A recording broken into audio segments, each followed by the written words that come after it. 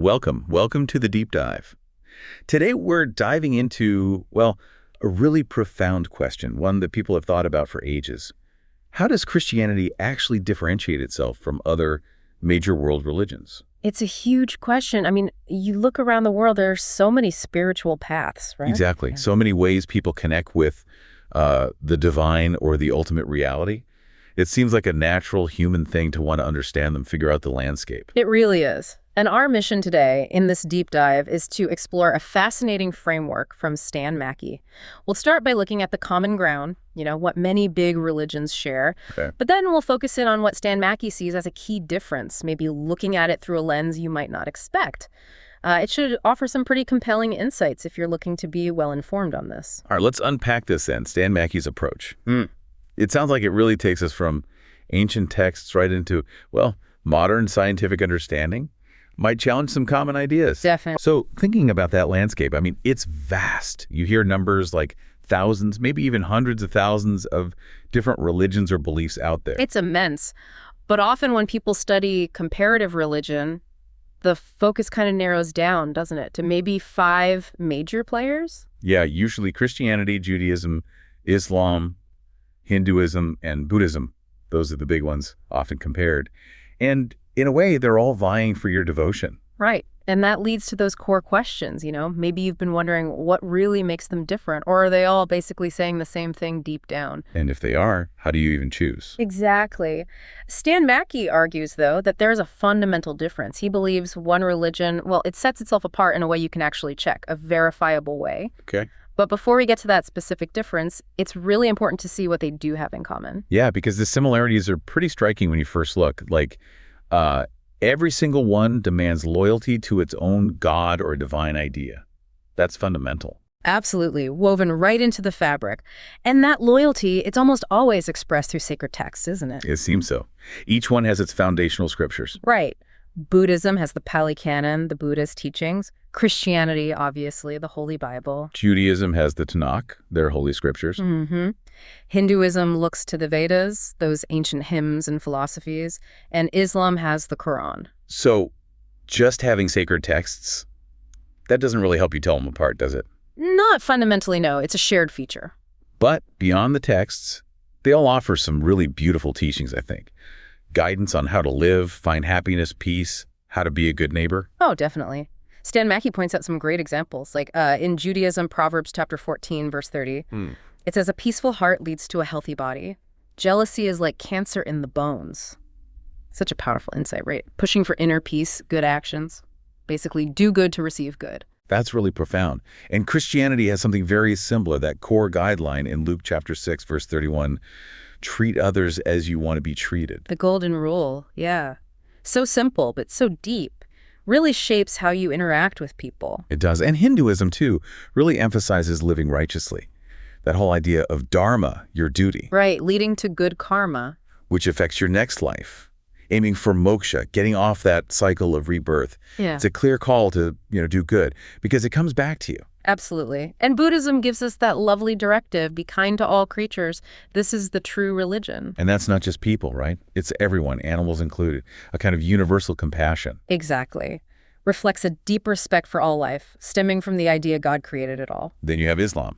Stan Mackey mentions of the Quran, chapter 2, verse 263. Yes. Kind words and forgiveness are better than charity followed by injury. Powerful stuff. It really highlights how important our words are. And forgiveness, maybe even more than just giving material things if you're going to be hurtful later. It stresses that impact, doesn't it? So yeah, it's clear they all have these strong ethical frameworks promoting a good life. And the final thing they all seem to share is, well, they all believe they're the right one. That's true.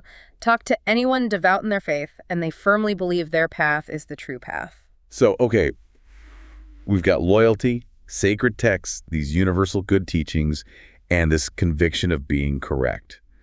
If they share so much, how do we find any really deep differences? Right. And this is exactly where Stan Mackey introduces his main point.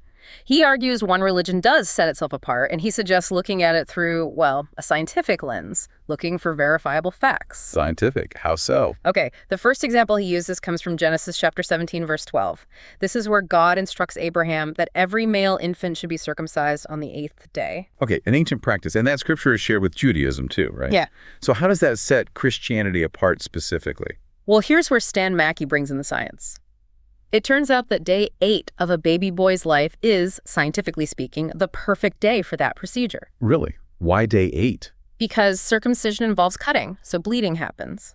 And for blood to clot effectively, you need 2 key things, vitamin K and a protein called prothrombin. Right, clotting factors. Exactly. And get this. On day 1, a newborn doesn't have much of these. They start building up. But on day 8, they reach their absolute peak levels. Wow. Prothrombin specifically actually goes above normal adult levels, hitting about 110%. Then, from day 9 onwards, those levels start to level off or even decrease. So the instruction given, 3,500 years ago, matches precisely with modern medical understanding of the best time for clotting. That's what Stan Mackey highlights. It's a remarkable alignment between an ancient directive and current science. That is pretty striking. It makes you wonder, how did they know? Exactly. And Stan Mackey says this isn't just a one-off thing. He points to other facts in those ancient scriptures, the ones shared by Judaism and Christianity, that science only confirmed much, much later. Okay, look, what else? Well, think about the book of Job. Written maybe 3,000 years ago, Job chapter 28, verse 25 talks about God establishing wait for the wind. Wait for the wind. That sounds odd. For centuries, people would have thought wind is weightless. Totally counterintuitive back then. But only in the last 100 years or so, maybe the 20th century, did science actually prove that air does have measurable weight. So another ancient statement lining up with later science. Okay, interesting. Is it coincidence or something else? That's the question Stan Mackey poses. He gives another example. Psalm chapter 8, verse 8, also around 3,000 years old, talks about the paths of the seas. Paths in the seas.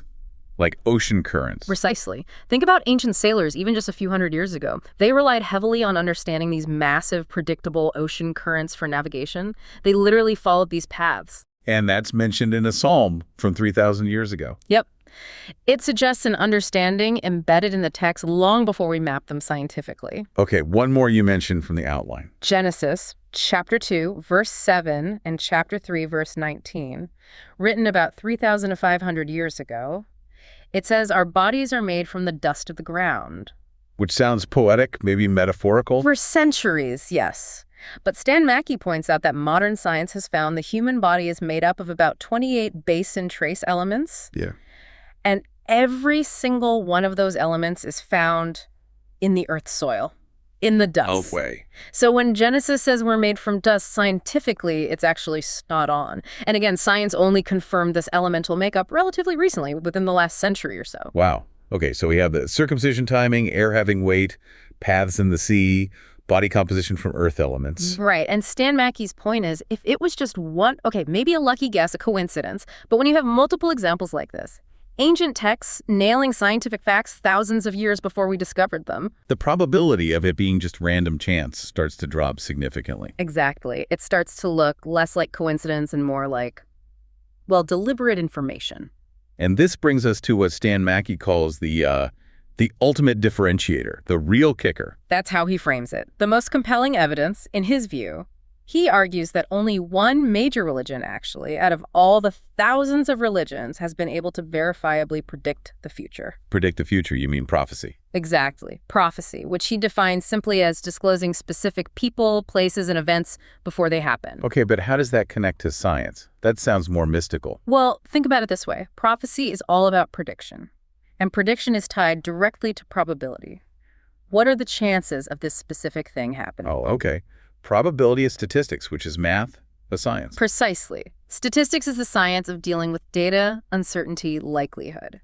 So for Stan Mackey, if you have prophecies that are specific, numerous, and verifiably fulfilled, that's a form of scientific validation based on probability. I see the connection now. And this, Stan Mackey says, is the main difference, especially between Judaism and Christianity. Yes. Because while they share the Old Testament scriptures, the key distinction he points to is the fulfillment of the messianic prophecies. The prophecies about the coming Messiah. How many are there? Stan Mackey mentions counts of around 115 messianic prophecies in the Bible, all pointing towards this figure. And the probability comes in with whether they were fulfilled. Right. Mathematicians have actually tried to calculate the odds. Stan Mackey highlights some of these calculations.